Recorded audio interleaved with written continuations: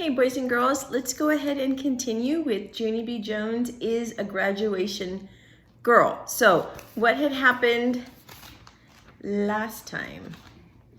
We read 3 chapters and Junie B. Jones is getting ready to graduate from kindergarten, just like you are. Except we don't have a ceremony, a graduation ceremony for kindergarten. So it's a little different, but it's just like you guys, because she's getting ready to leave kindergarten and go into 1st grade. And they were working on a poem. And I'll just read, this is what got Junie B sent to the principal's office. Because the class started out, they said, roses are red, violets are blue, graduation is here. And then this is what got Junie in trouble. And your feet smell like stink. So she's on her way. Was she on her way to the principal's office? No, she was at the principal's office. Okay, sorry, getting confused. Let's begin before I get more confused. Chapter 3. Oh, we read that one. Sorry, she was at the principal's office. We're on chapter 4. Yikes. And he laughed at her, didn't he? But she knows now she has to listen to the teacher. Okay, chapter 4, cats and gowns. I skipped in the door of room 9, then my whole face got happy, because guess who was talking to my teacher? It was Gus Valloni, that's who, and Gus Valloni is my favorite janitor. I zoomed right over to that guy. Gus Valloni, it's a joy to see you, I said. And so what brings you here anyway? Gus Valloni patted my head. I had an important delivery to make, sis, he said. Just then, my bestest friend Lucille came running up to me.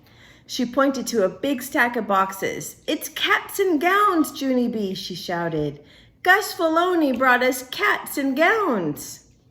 She twirled me all around. I heard him talking to the teacher. The cats and gowns are right there in these boxes. Everyone is getting one for graduation, she said.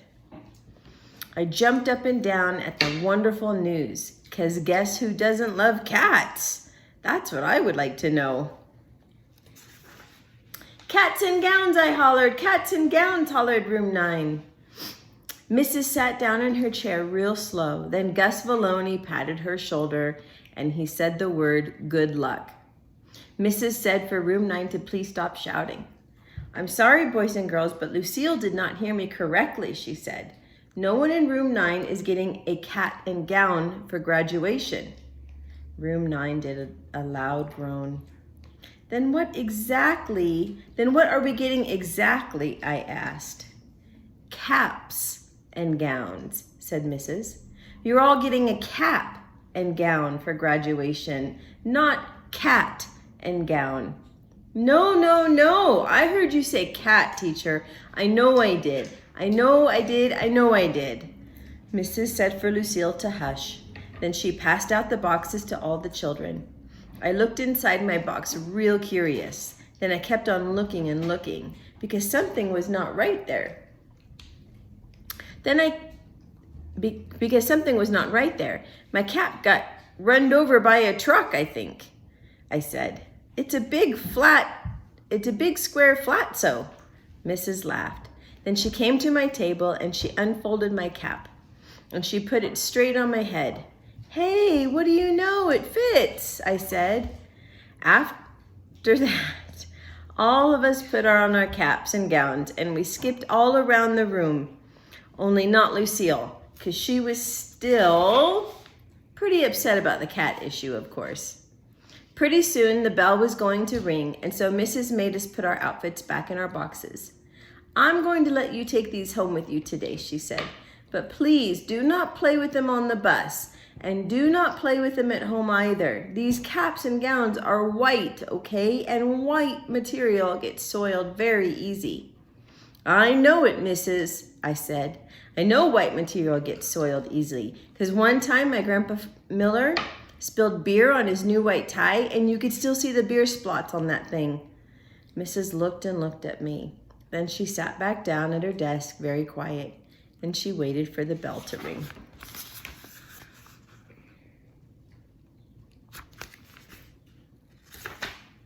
Chapter 5, $1,000,000.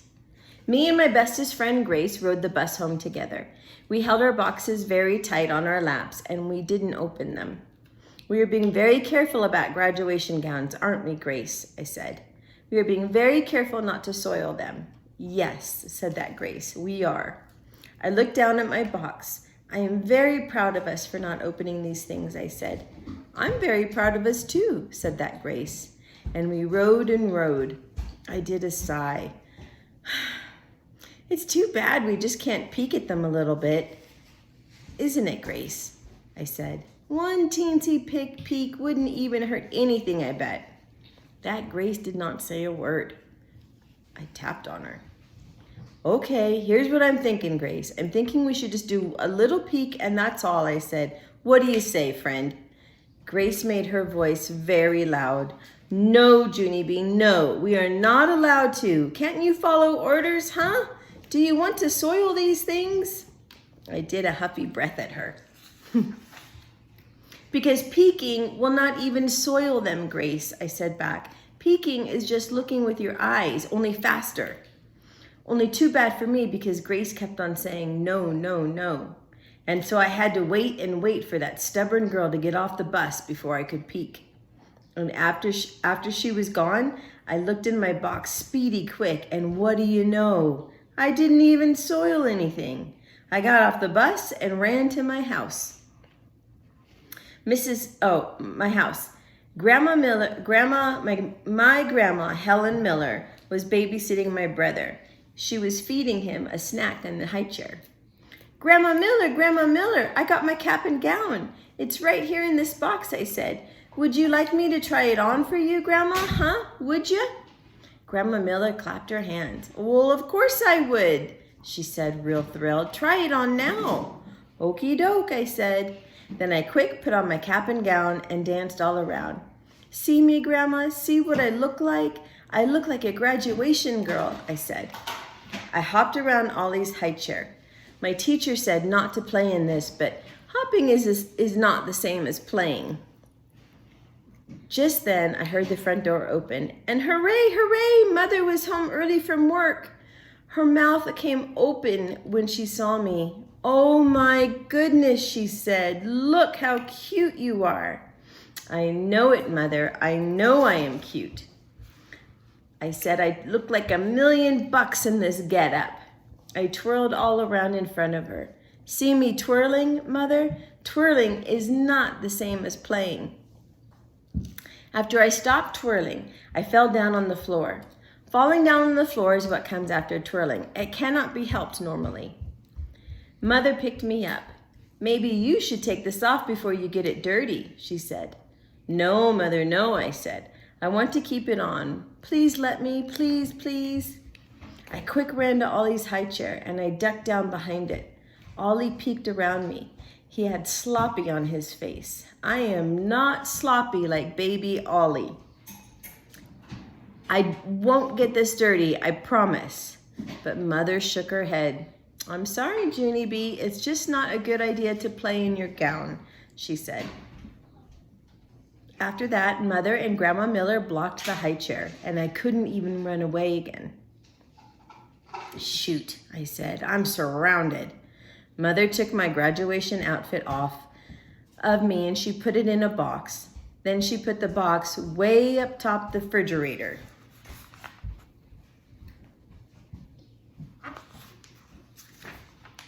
Let's store it up here for safekeeping, she said. Let's not, I said proudly. Mother made squinty eyes at me, and then she took me by my arm and she marched me to my room, 'cause that woman has no sense of humor, apparently. She shut my door and left. I flopped down on my bed, very glum. My stuffed animals were very glum, too.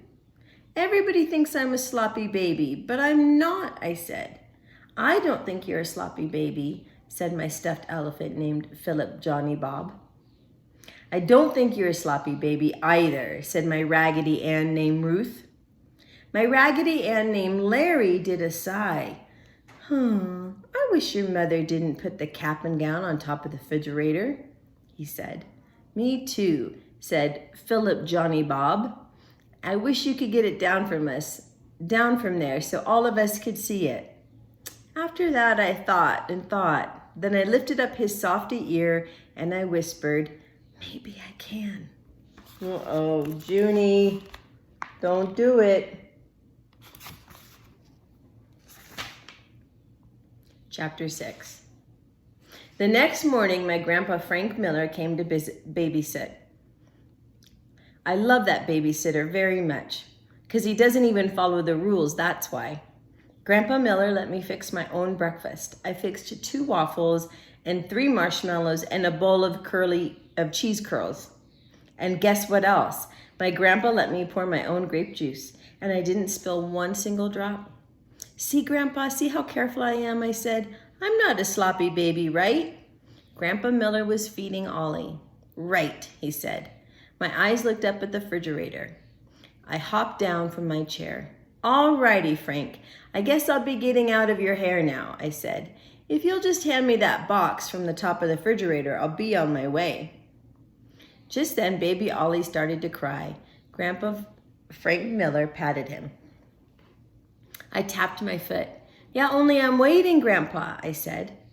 Finally, Grandpa Miller stood up and got my box. He started to look inside. Only all of a sudden, Ollie did a loud squeal. He put a whole bowl of cereal right on his head. Oh my goodness, hollered Grandpa. Just then, Grandpa Miller shoved the box right at me and hurried to clean Ollie's head. I zoomed to my room. Then I locked my door and I waved my box all around. Junie.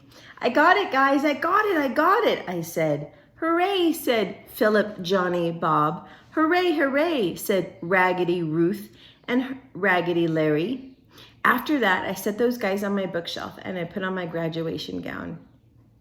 See me, friends, I said. See how cute I look?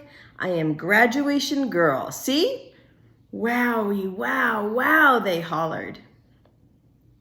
After that, I danced and skipped and hopped and twirled because they wouldn't stop cheering, that's why. Finally, I flopped on my bed. Okay, that's enough, people, I said. I'm pooped and thirsty. Me too, said Raggedy Larry. I'm pooped and thirsty too. I wish we could get something to drink, said Raggedy Ruth. Just then a brainstorm came in my head.